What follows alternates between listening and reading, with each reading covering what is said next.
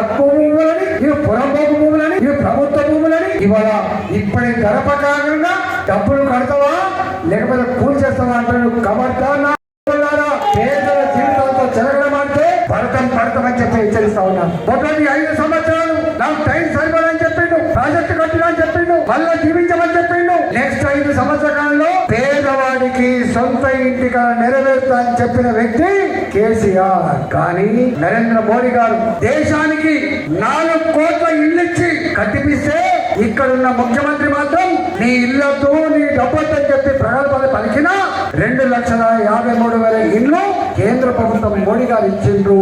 కానీ అవి కట్టేదాన్ని కూడా చేతులు రాలే. వీళ్ళకి కట్టినమని చెప్తున్నది 1,70,000. పేదలకు పంచినవి మాత్రం 40,000-50,000 కంటే ఎక్కువ పంచలేదు.